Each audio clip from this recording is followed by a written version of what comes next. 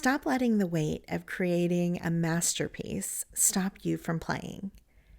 In today's video, I'm going to show you 5 ways to turn something as simple as Dollar Tree index cards into something that you actually want to use in your journal. Welcome, I'm Ingrid Carlsen, and I am so glad that you're here with me today. I wanted to start off by showing you what is on my desk right now. So a lot of times I like to use my index cards to play around and paint on. First of all, it allows me a small enough space that I can go through them pretty quickly. And then second of all, they're not precious to me. So if I make a mistake, I can simply toss them out, or I can even paint over them. Working with index cards is a no pressure type of art because I can just paint and play around. I don't have that looming responsibility of having to make something that is beautiful, that is going to sit in my sketchbook even. Now, if I want to, I can add these to my sketchbook and then I can actually make other prints using these. So it gave me the idea to do some watercolor and paint swatches with you. I absolutely love swatches. I love them in journals. I love them to use them as text spots, as envelopes, in the background of a journal, to layer clusters on. Really, the possibilities are limitless, and I just adore them. I think that it's something from my childhood to have all of those colors surrounding a page. They're just so beautiful. So I'm going to give you 5 different examples of how I would make some swatches in my journal. Starting off with the first one, and I'm going to take some index cards and cut them up roughly into thirds to give these like long, thin pieces. These are really great for layering, but I'm going to show you how I'm going to put them together. And for these type of swatches, I'm just going to use my color palette. So I'm using the colors as they sit next to each other on the palette. And this really gives me a lot of color, but without having to think of what colors to put next to one another.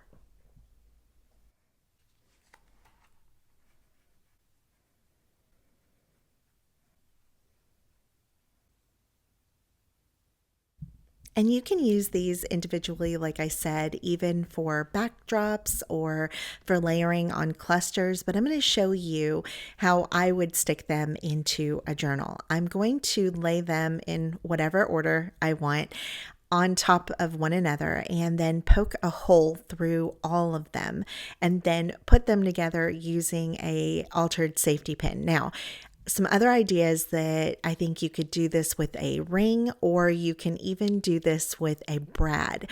It's kind of a fun, interactive way to store your swatches, and you could stick them in a pocket or a belly band. And I think this would be a wonderful idea. For my second swatches, I wanted to emulate the paint chip cards that you find at the hardware store. So I'm going to start off by rounding off my edges to my index cards, and then I'm going to start off by just doing a dilution of a color. So I'm going to start off with the first rectangle being the color in full, and then I'm going to add a little water for the next one and a little more water for the next one. It gives a beautiful gradient effect, and again, you don't have to struggle with what colors you're going to put together. You're just doing the same color in different variations, and aren't they beautiful? I'm going to cut down some of the leftover swatches from the first set of swatches, and I'm just going to lay them out. And now I've changed the type of brush I'm using to a flat square brush. This is going to allow me to give a one pass effect to these little cards. And I think these are really perfect again for layering, but I'm going to show you, make sure that you stay tuned till the end. I'm going to show you how we're going to add some sentiments on these cards to take them up one more notch.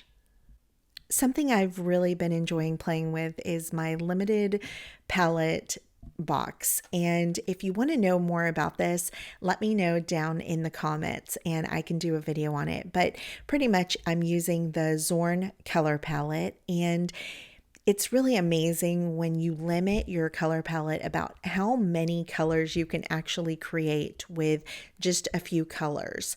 And I'm going to start off by just making some sketchy rectangles on my paper. Now, what I will say, I feel like the sketchier, the messier, the better this looks. And sometimes I struggle with that. If my head wants to make a perfect rectangle, even though I can't. And then I get stressed out about it. But this is going to lift that pressure off of you, because really the messier ones, I think, came out better than the ones that were more refined.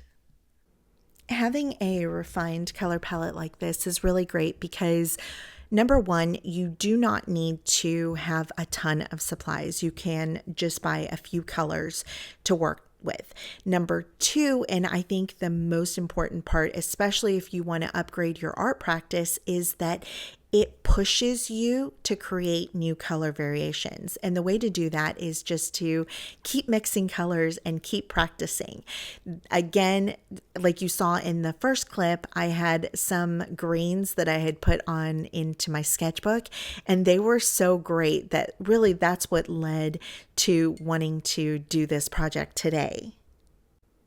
And I've left my absolute favorite way to use swatches, at least recently, and that is to use little cut up either squares or rectangles. And instead of using the colors at full capacity, I'm going to lighten them quite a bit, and so it gives me this just beautiful ethereal see-through color. I think that they're so dreamy and so beautiful, and if you struggle with watercoloring, I would start with this one for sure, because you cannot mess it up. It can't be light enough. It can't be too dark. It really is just a beautiful wash of color.